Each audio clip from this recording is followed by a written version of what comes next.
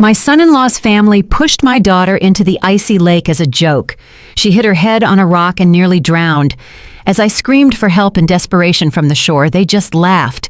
"Stop the drama! She can swim!" they shouted, and then they drove away. As the ambulance crew loaded her up, I called my older brother and whispered, "They're heading home now. Do what you do best." Before we begin, if you enjoy stories like this, please subscribe to this channel, Clara's Stories, and like this video. Write in the comments what country you are watching us from. I'm very curious to know. Enjoy listening, the start of the story.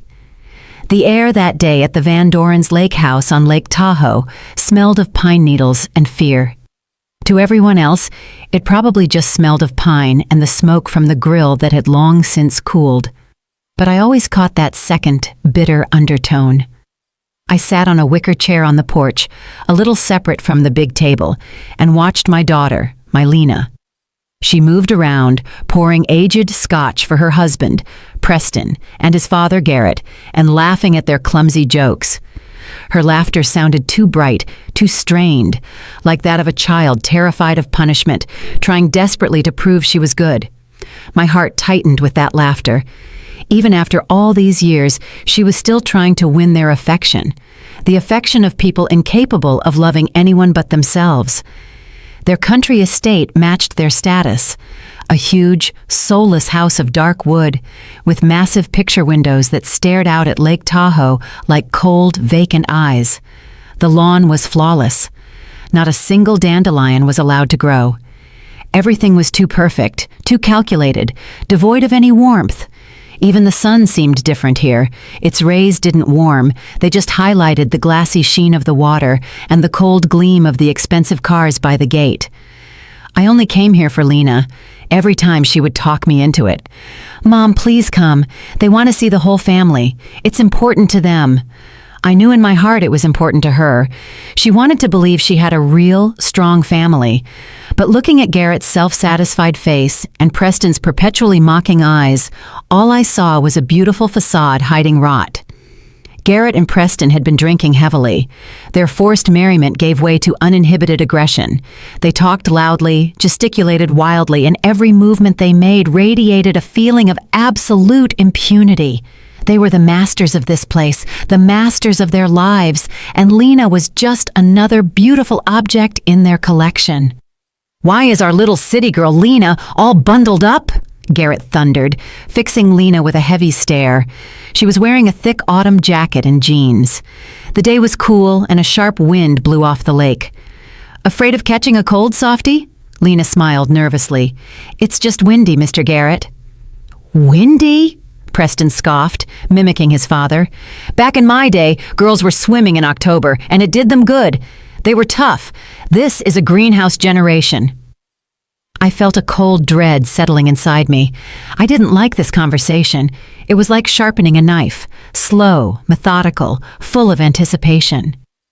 "Leave her alone," I said softly, but loud enough for them to hear. My voice sounded foreign on that porch, like the squeak of an old floorboard in a new house. Preston turned to me, a malicious spark flashing in his eyes. He hated it when I interfered. He thought I was just a crazy old woman fussing over her daughter.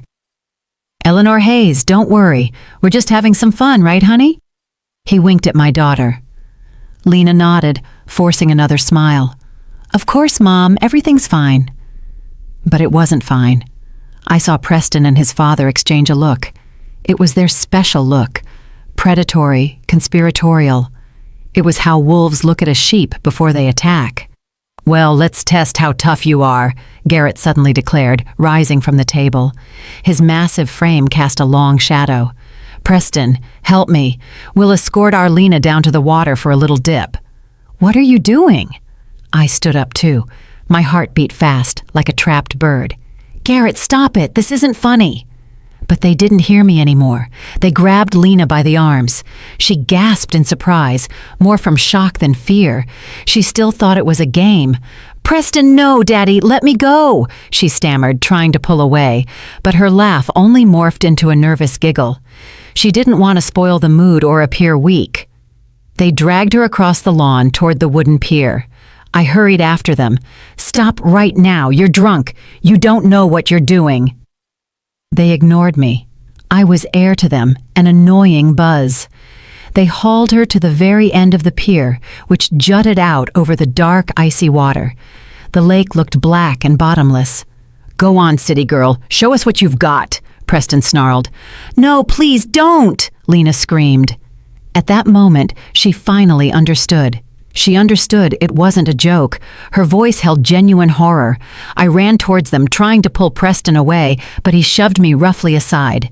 I stumbled, nearly falling, and in that instant, with one last smug laugh, they pushed her. It all happened in a blink. My daughter's body, heavy with soaked clothing, vanished beneath the surface with a dull splash. Only dark ripples and a few air bubbles remained. Silence. 1 second. 2, 3. A silence that roared louder in my ears than any scream. Then they burst into loud, booming laughter, as if they had just witnessed a brilliant comedy. "That'll wake her up," Garrett said, wiping tears of laughter from his eyes. But Lena didn't resurface. I stood frozen, staring at the black water. My own scream was trapped in my throat. Finally, she came up, just for a moment. I saw her pale, distorted face. A thin trail of blood ran down her temple, dark, almost black on her wet skin. Her eyes were empty, unfocused. She didn't scream, didn't thrash, she just stared into nothing. Then her body went limp again and began to sink slowly. That was when I finally screamed. It was an inhuman, animal cry that tore from the depths of my soul. "Help! She's drowning! She hit her head!" Preston and Garrett stood on the shore, unmoving. "Oh, come on, Eleanor Hayes," Preston waved casually. "Stop the drama. She can swim." "End this hysteria," Garrett added, turning toward his black SUV. "She'll climb out on her own. A little cool down won't hurt." They turned and walked to their SUV. I looked at them, unable to believe my eyes. They were simply leaving her there in the icy water. I screamed again, my voice cracking. "Where are you going? Come back! She's dying!" The car doors slammed shut. The engine roared to life. Preston stuck his head out the window and, still grinning, yelled, "Don't ruin our evening, mother-in-law. See you at home." And they sped away. The crunch of gravel under the tires, the distant hum of the engine, and then silence. Only the lapping of the water and my desperate, helpless scream dying in the cold evening air above the black, indifferent lake. I stared at the water, and the scream froze in my throat. It turned into an icy knot that pressed down on my lungs, making it hard to breathe. The world narrowed to that dark spot on the lake's surface and the spreading ripples. The panic that had just been tearing me apart suddenly condensed, solidifying into something else, hard and heavy. It sank to the bottom of my soul, replaced by a shrill, unnatural emptiness.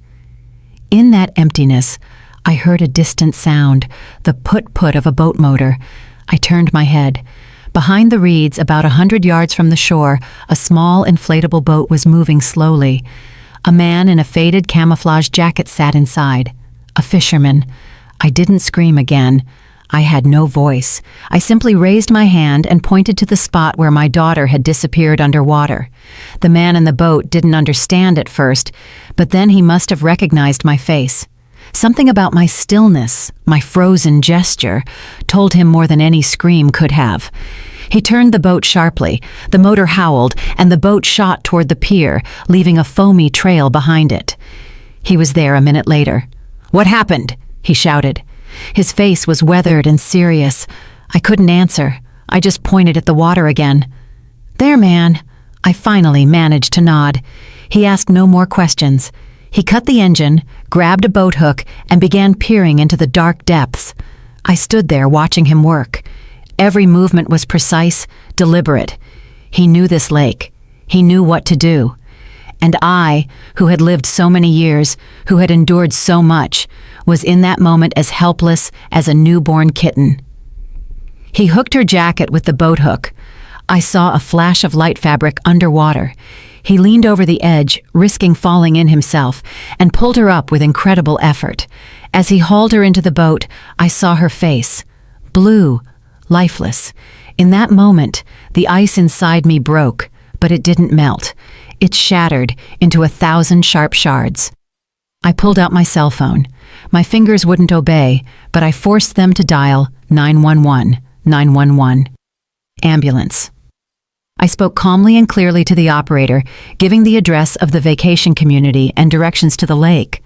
I wasn't crying. My voice sounded strange, mechanical.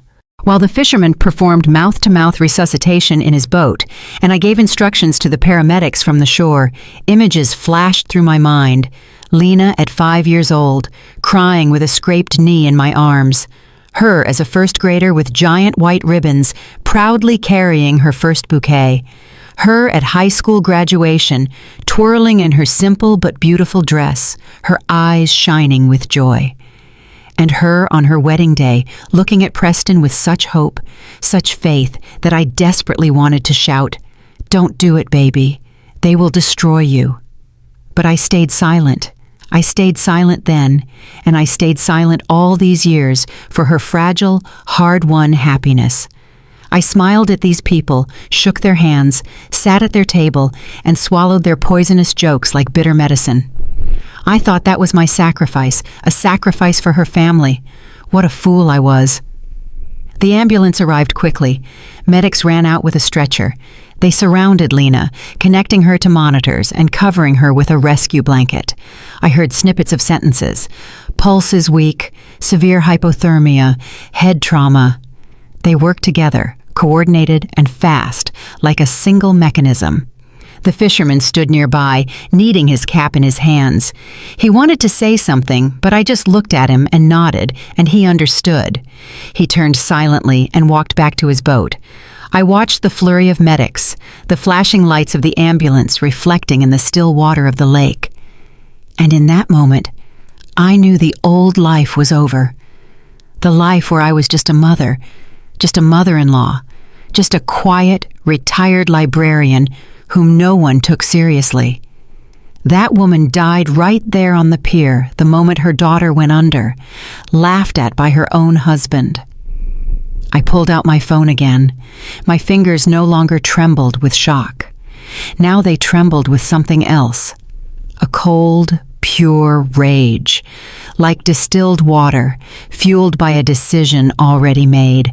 I scrolled through my address book, names, and there he was. A single name, Isaac. I hadn't called that number in over 10 years, not since he destroyed the career of a very influential man and was practically blacklisted from his own profession. We had fought hard back then. I didn't accept his methods, his obsession, his ruthlessness. And now that was exactly what I needed. I pressed call. It rang for a long time. I was sure he wouldn't answer or had changed his number. But on the fourth ring, his deep, smoky voice came on. "Yeah, who is it?" He didn't recognize my number. "Isaac, it's me." My voice was quiet, almost a whisper. I didn't want the medics to hear me. This wasn't their conversation. Silence fell on the other end, a long, heavy silence. I could almost physically feel him straighten up, the gears in his brain beginning to turn. He didn't ask what happened. He never wasted time on unnecessary questions. "I'm listening, Eleanor," he finally said. I looked at the road where the Van Dorens had driven away 10 minutes earlier. They were probably already nearing the city, likely with music playing, laughing, and looking forward to a cozy evening at home. They didn't know yet that their cozy world was already cracking. "They're heading home now," I whispered into the phone. "Do what you do best." I didn't wait for a reply. I just hung up. The decision was made. All bridges were burned. The old rules no longer existed. The medics slammed the ambulance doors shut. The siren wailed, and the vehicle sped away, carrying my daughter with it. I remained standing on the shore of that black lake in the deepening twilight, and for the first time in many years, I felt no fear, but a strange, terrifying calm. The calm of a person who has just pulled the trigger. I called a cab. It came quickly, an old car that smelled of gasoline and cheap air freshener. The driver, an older, mustachioed man, looked at me anxiously in the rearview mirror. I must have looked terrible, my clothes stained with dirt, my face frozen into a gray mask. He tried to start a conversation, asking if everything was okay, but I stayed silent. All the words had been left behind on the shore.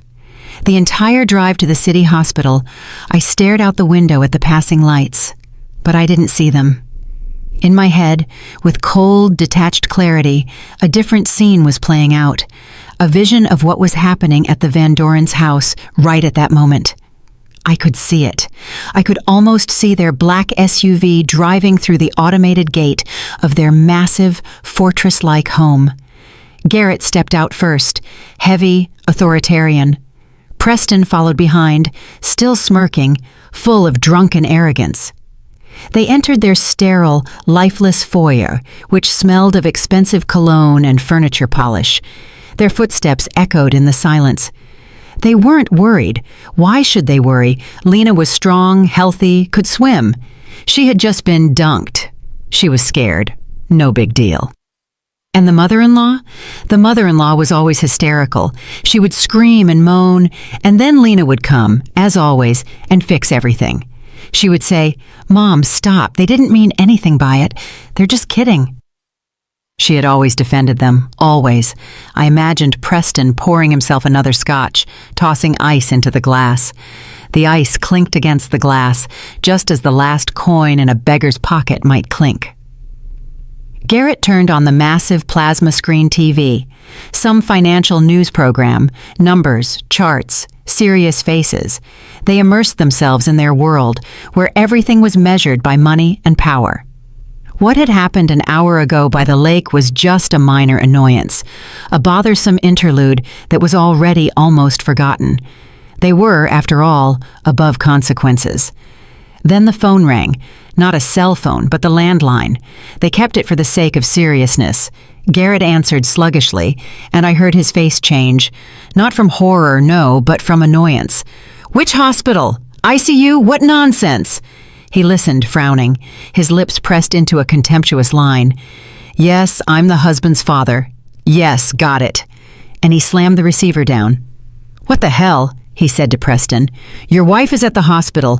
Looks like your mother-in-law really did call the doctors. She must have played the drowning role a little too well." Preston grimaced as if he had a toothache. This was ruining his evening. It was an inconvenience, a problem that needed solving. And he hated solving problems. He loved creating them. The alcohol had already worn off a bit, leaving a dull headache and a sticky feeling of anger. He picked up his cell phone, found the number for my sweetheart, and called. I was sitting in the icy corridor of the emergency room when her phone vibrated in my jacket pocket. I took it out. The screen lit up with my sweetheart. What cruel irony. I stared at the words for a few seconds, then swiped the screen and held the phone to my ear. "Hello?" Preston said. In his voice there was no fear or remorse, only tired irritation. "Sweetheart, where are you? What did your mother pull now? They called my dad and scared him." I remained silent. I let him talk. "Sweetheart, are you listening to me?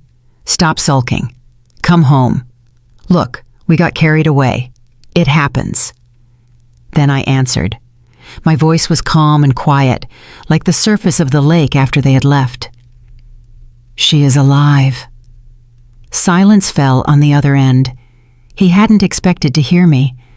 "Eleanor Hayes. Where is Lena? Put her on the phone. Come here, I need to—" "Don't come here," I said, just as quietly, and hung up. I sat on the hard hospital bench, looking at the dingy walls and inhaling the scent of bleach and unfamiliar suffering. An hour passed, then another. The doctor came out, young, with tired eyes. He said the condition was serious but stable. Concussion, hypothermia, water in her lungs. But she would live. She would live. Those words brought me no relief. They brought me certainty.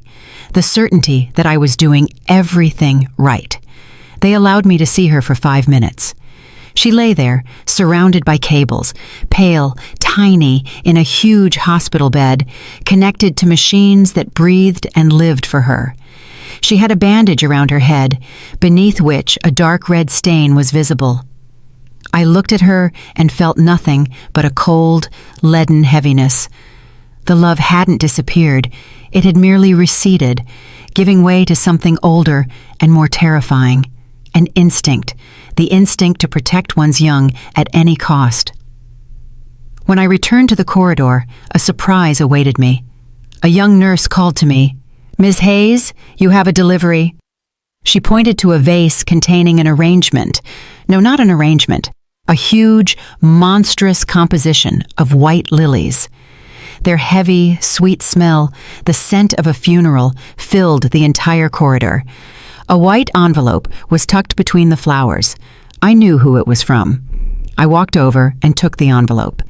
Inside, on expensive, embossed paper, one sentence was written in calligraphic script. "My dear, let's not let your mother's theatrics spoil our fun." I read it, then read it again. Not a single muscle moved in my face. I folded the note neatly and put it in my pocket with Lena's cell phone. This note wasn't an apology, it was a declaration of war. They not only regretted nothing, but they didn't even understand what had happened. They still thought it was a game, a performance staged by me. They still saw themselves as the directors. They didn't know that I had already changed the script, and in my version of this play, entirely different roles were cast for them. I turned to the nurse. "Please throw these away," I said, nodding toward the lilies. "My daughter is allergic to them." The nurse looked at me, confused, then at the luxurious flowers, then back at me. Pity and incomprehension mixed in her gaze. She probably thought I was insane with grief. She nodded and walked away, and I was left in the corridor which, without that screaming white spot, now seemed even grayer and more faceless. I spent the night at the hospital on a hard chair outside the ICU door. I didn't sleep. I stared at the white door, behind which my daughter was fighting for her life, and I planned. But these weren't the thoughts a mother usually has in such a situation. I didn't pray, didn't cry, didn't replay the events in my mind. I plotted. I knew Isaac was already working. I knew my brother. My short phone call was not just a plea for him, but a signal he had been waiting for all those years of obscurity without knowing it. Isaac was like a hound dog that had been chained up for too long. In the past, he had been the best investigative journalist in the country. He saw through people, sniffed out lies like a predator smells blood. He knew how to find threads that others wouldn't even dare to pull. But his methods were too harsh, too reckless for the glossy world of major journalism.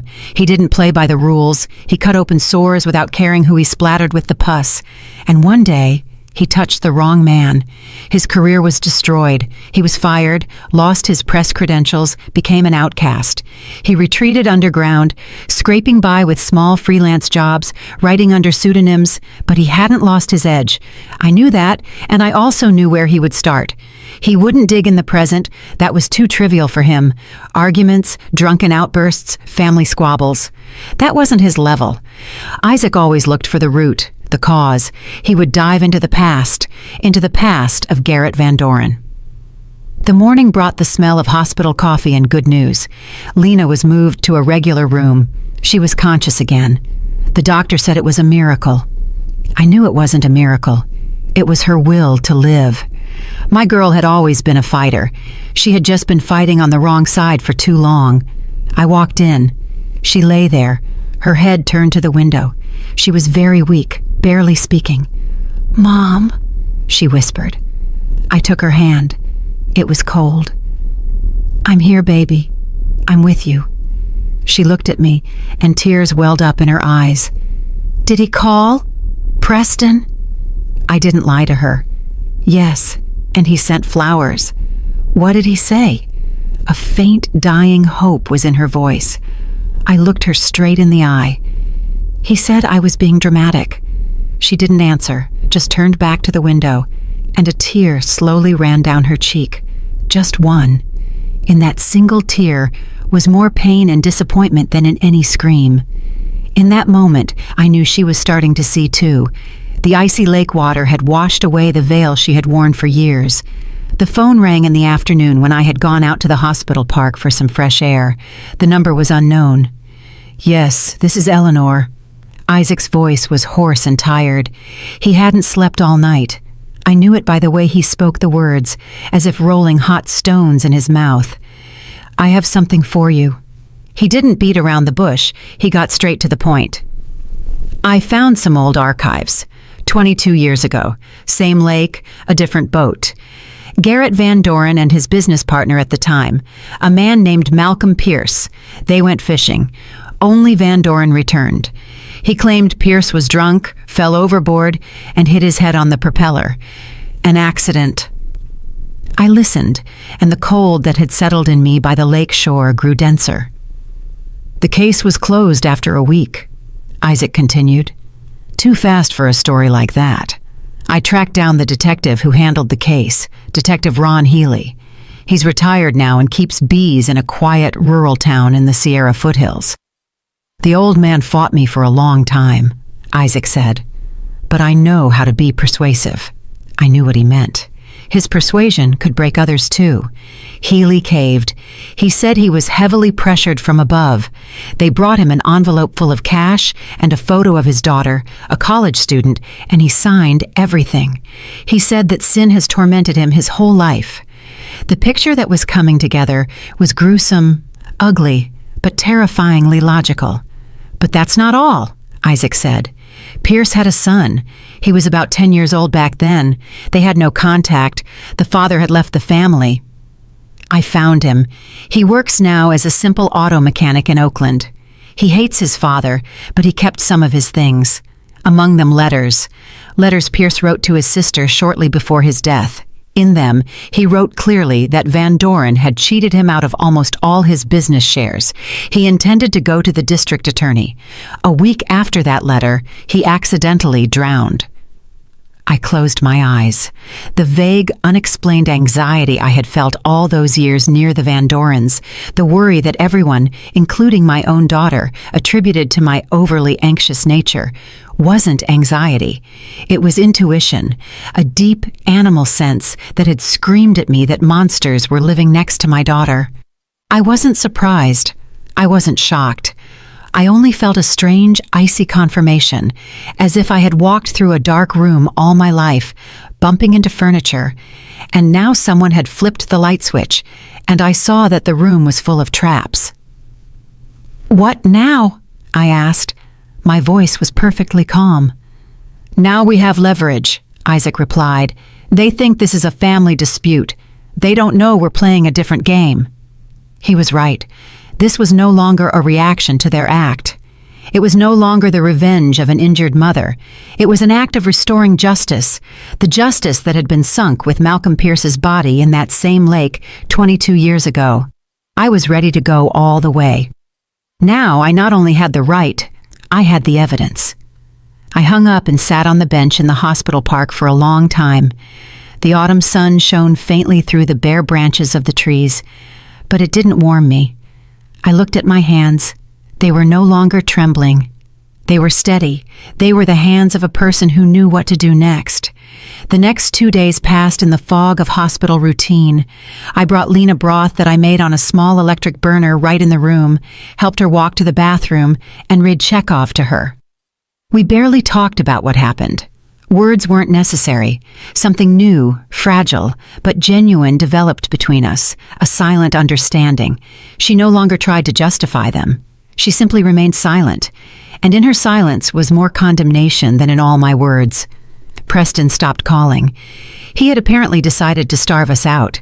He was waiting for Lena to calm down and call him herself, as was always the case after their arguments. He didn't understand that this time, everything was different. He was still playing his game, by his rules, in his small, cozy world where he was king. He didn't know that outside his world, the clouds were already gathering. The climax came on the third day. I imagine it like this. Garrett Van Doren is sitting in his huge office, furnished with dark oak and leather. Perfect order on his desk, an expensive pen, a notebook, several phones. He skims the morning stock report on CNBC. He is calm. He has the situation under control. The family annoyance with his daughter-in-law barely bothers him. That's Preston's problem. Small, everyday, solvable. Women always cause trouble. You just have to show toughness, and they crawl back and apologize on their own.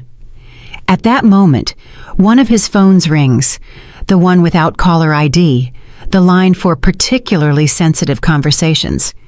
He sees who's calling, and a satisfied smile appears on his face.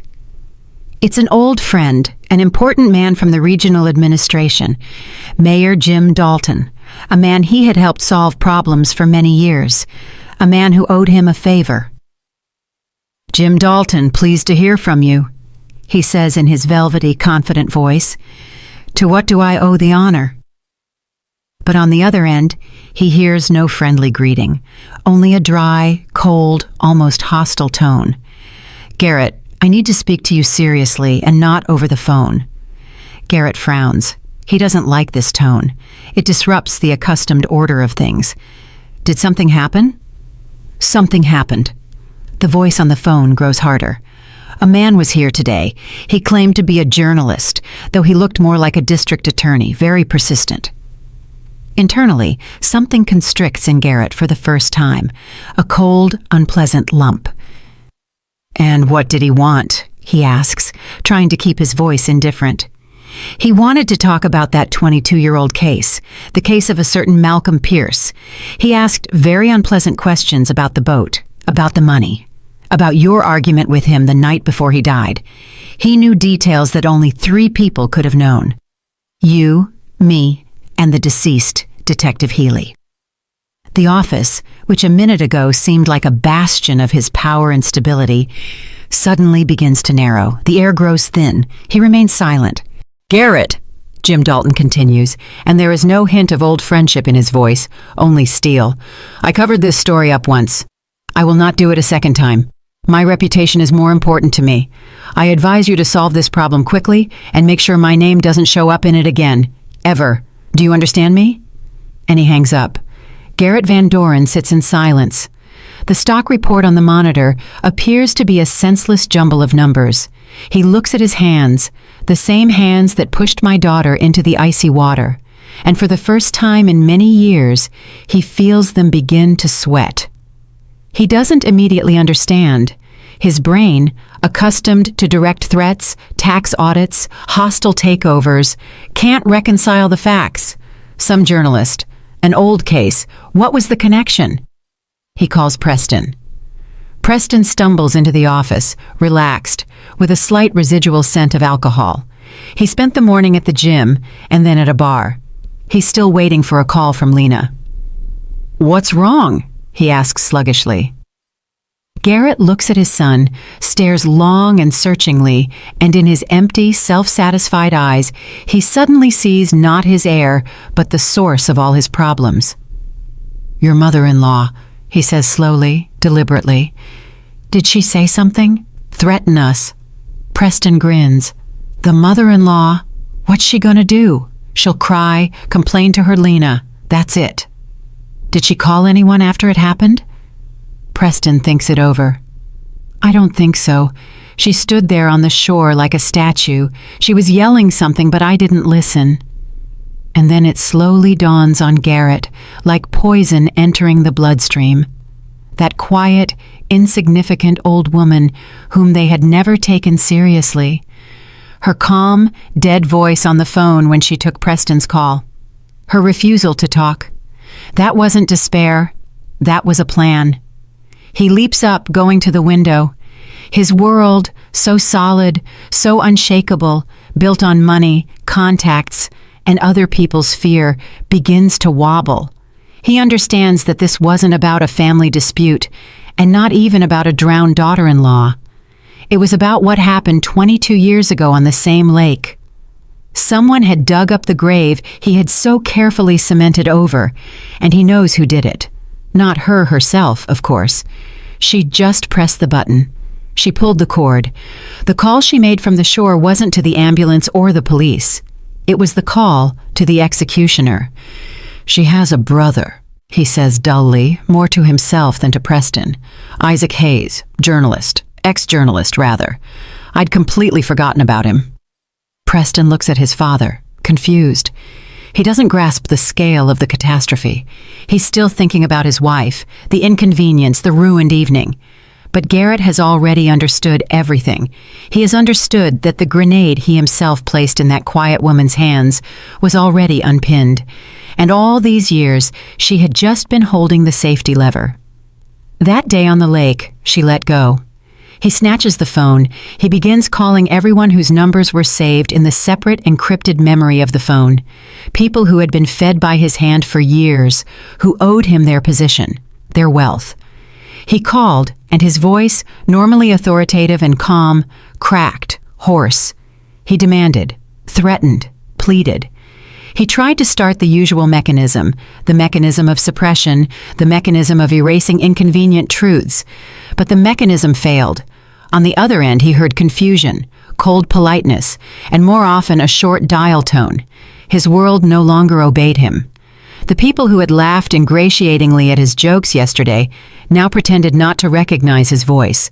The ship had sprung a leak, and the rats were the first to feel it. They didn't just run. They tore up the ropes that tied them to him so he wouldn't drag them down to the depths. Preston stood pale and bewildered in the middle of the office. For the first time, he saw his father, this monolith, this unshakable titan, so out of control. And fear, genuine, sticky, animal fear, began to seep into his soul too. He suddenly understood that the joke at the lake was more than just cruel play. It was the trigger for something terrifying, the full scope of which he couldn't yet grasp. I didn't see any of this. I didn't need to. I knew it was happening. I felt it from a distance, just as one feels the approach of a thunderstorm through the change in air pressure. But I felt no gloating. I felt no satisfaction. I only felt a cold, detached calm. The process had been set in motion, and now it was running its course, obeying its own relentless laws. That day, Lena was significantly better. She could already sit up in bed, propped up on pillows. Color had returned to her face. We talked a little, and then she fell asleep. For the first time in days, it was a peaceful, deep sleep. I left the room so as not to disturb her. I didn't want to wander the gloomy hospital corridors, and I remembered. I remembered that on the ground floor in the old wing, there was a library, a small room, forgotten by everyone, that almost no one entered. I had worked as a librarian for 40 years. That was my world. A world where everything is ordered, where every book has its place, where silence and wisdom reign. I found it. A door with an old peeling sign, library. I stepped inside. The room was small, dusty, with a high vaulted ceiling. It smelled of old paper and oblivion. Shelves full of books lined the walls. On a large table in the center, piles of books were stacked. Books that someone had borrowed at some point, but never returned to their proper place. Chaos reigned, and I began to work, not because someone had asked me to, but because I needed to. It was the only thing I could do at that moment to preserve my own spiritual balance. I started sorting the books on the table.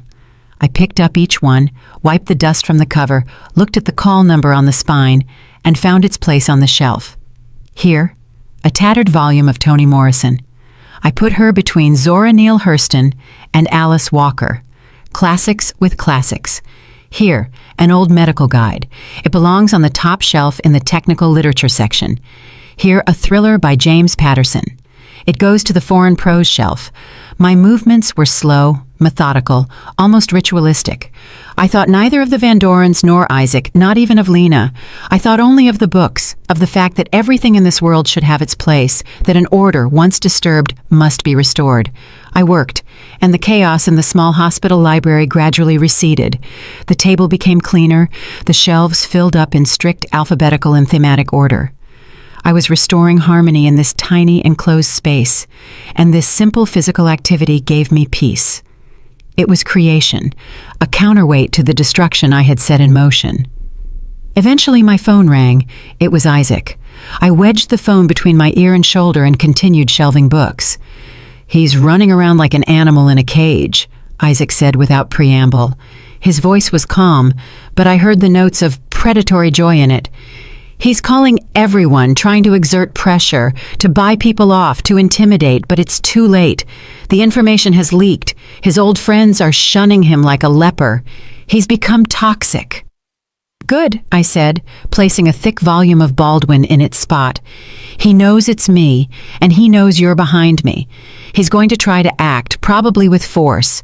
He'll send his people. I just wanted you to know." "I know," I replied. "Be careful."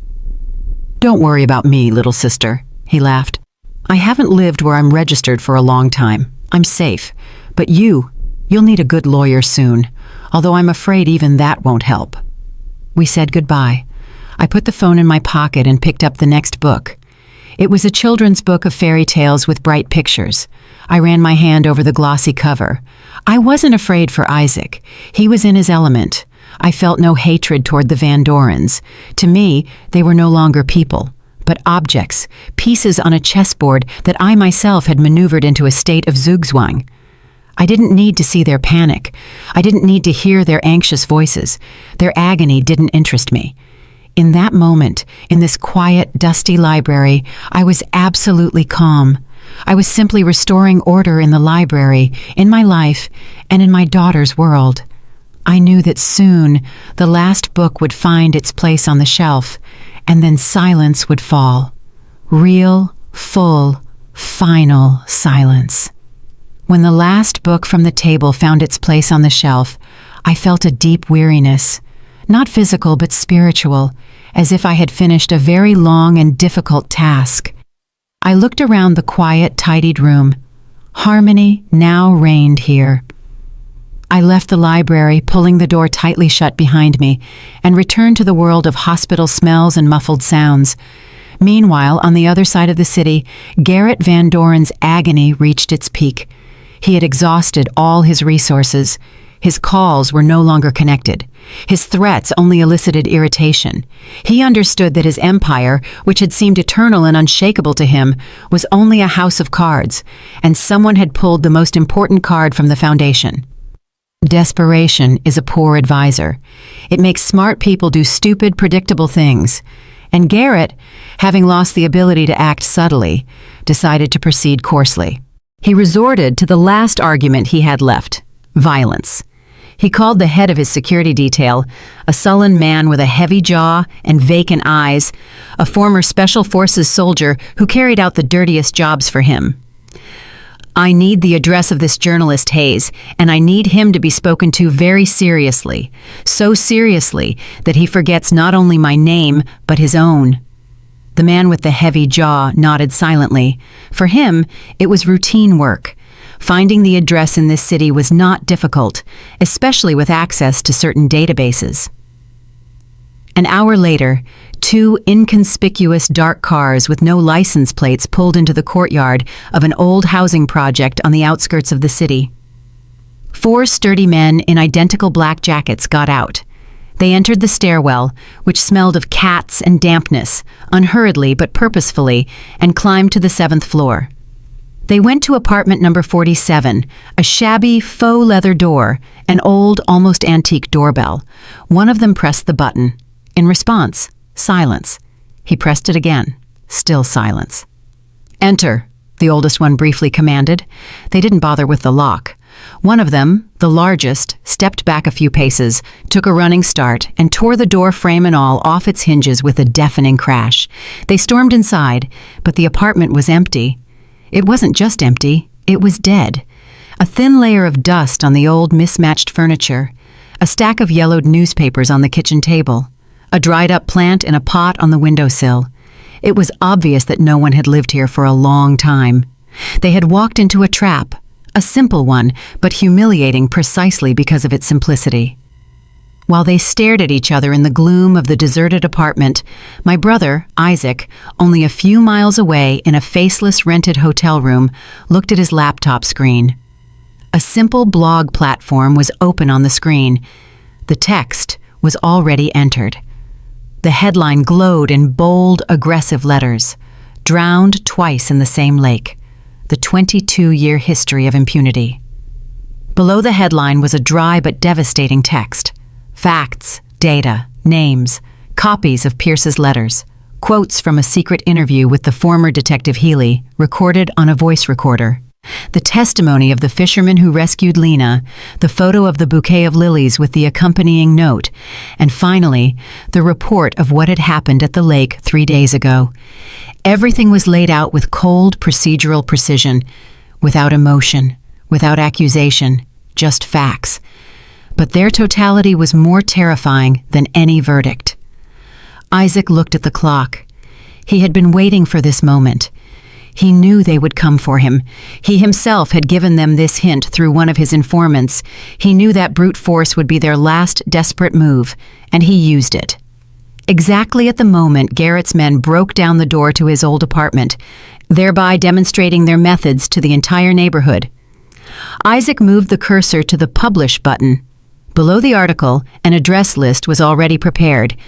Email addresses of all the major news agencies in the country, the editorial offices of all the regional and national TV channels, the official addresses of the district attorney's office, the Department of Justice, the addresses of well-known bloggers and public figures. He took a deep breath, exhaled, and pressed the button. In the next second, he hit send in his email program. That was it. The mechanism was set in motion. The genie was out of the bottle. For the first few minutes, nothing happened. But then his cell phone, which lay next to him on the table, began to vibrate.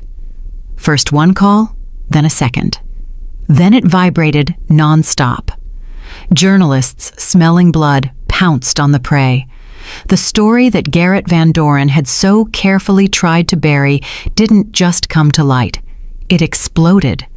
The attempt at physical pressure, the broken-down apartment door, all of it became not a refutation, but a confirmation. It turned an investigative report into a crime story. The story instantly went viral. Dozens of websites picked it up. It spread across social media. Within a few hours, the name Van Doren went from being a symbol of success and respectability to a synonym for crime and cruelty. Their final, desperate attempt to silence the truth only caused the truth to scream loudly, so loud that everyone could hear it. They wanted to put out a spark, but instead they caused a wildfire. And now, all that remained for them was to stand and watch the flames consume their world. Isaac turned off the phone and the laptop. He stowed them in his bag, stood up, and went to the window.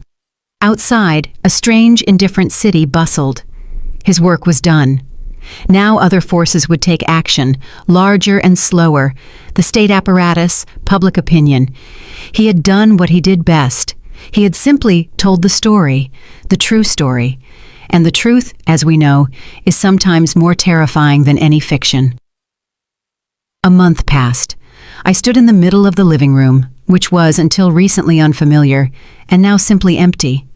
The air smelled of cardboard, dust, and departure. Sunbeams falling through the dirty windows drew long streaks on the floor where dust particles danced. The last box was taped shut. I ran my hand over it. On it, in Lena's shaky handwriting, was written, "Books. Handle with care." My daughter sat on the windowsill, hugging her knees. She looked out at the street, at the busy, indifferent city life. In this month, she had changed a lot. Not externally. Externally, she was still the same, slender, fair, with large, serious eyes. But something had disappeared from her gaze. The desperate, ingratiating effort to please everyone was gone. The fear was gone. In its place was a quiet, slightly melancholic wisdom. She had grown up more in this month than in the last 10 years. We worked in silence, a cozy, comforting silence that exists only between very close people. We didn't need words to understand each other. Every movement was full of meaning. Here, I carefully wrapped her favorite mug in newspaper, and she nodded gratefully. Here, she found an old photo of the two of us in the park, and a light, gentle smile appeared on her lips. We weren't just packing things. We were clearing the debris of her former life, carefully separating what was worth keeping from what had to stay here forever. In this month, the world around us had turned upside down. The story published by Isaac had the effect of a bomb. A criminal case was initiated. First, one for the attempted murder of Lena. Then, after the testimonies of the old detective and Pierce's son, the old case from 22 years ago was also reopened. Garrett and Preston were arrested. Their faces, confused, disbelieving, were shown on all the television channels. Their business empire collapsed. Partners turned away. Accounts were frozen. Their world, built on fear and money, crumbled to dust. We didn't follow it closely. We didn't read the news, didn't watch the talk shows discussing their case. We didn't need to. Our war ended the day Isaac pressed the publish button. Everything else was just the consequence. We were only interested in our own small, quiet life. Lena filed for divorce. It was her decision, made firmly, calmly, without tears or hysteria. Preston tried to write her long letters from jail, full of remorse and love. He suddenly remembered how much he loved her, how much he needed her. Lena read these letters and then silently tore them into small pieces. She no longer believed in words. The icy water of the lake had taught her to believe only in actions. And now, the last box was taped shut. The chapter of that life was closed. Lena jumped off the windowsill and came over to me. She looked around the empty walls, the bare floor. Nothing connected her to this place anymore. "Where are we going now?" she asked. Her voice was quiet, a little uncertain, like that of a person who has wandered in the dark for a long time and suddenly stepped into the light. I silently pulled the keys from my pocket. Old, familiar keys with a small silver book charm she had given me many years ago. "I bought back our old apartment," I said simply. "The 2-bedroom near the public library. Remember?" She looked at me, and her eyes widened. Surprise flashed across them, then a warm, silent joy. The apartment, small, 2 rooms in the old brick building, the creaking hardwood floors, the high ceiling, the huge window in her room that looked out onto a quiet green courtyard. That was the place where she grew up, the place where we had been happy. I had sold it when Lena got married to help them with the down payment on this big, empty house. I had regretted it all these years, and now I had our home back. I put the keys in her palm. "We'll have to renovate, but the walls are standing and so are our stories.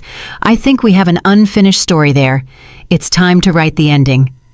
She squeezed the keys in her hand, and for the first time in a long time, I saw a genuine, sincere smile on her face. Not a forced one, not a strained one, but her own. "Yes, Mom," she said. "It's time." We left the apartment without looking back. I closed the door behind us and left the key in the lock. We didn't need it anymore. We walked down the stairs. Outside, a moving truck and my old taxi were waiting. I got behind the wheel. Lena took the seat next to me. We drove through the city, illuminated by the evening sun. I looked at the road, and for the first time in many years, I felt no fear of the future. I knew we would make it. My freedom wasn't that my enemies were punished, nor that I was finally believed. My true freedom was sitting next to me now.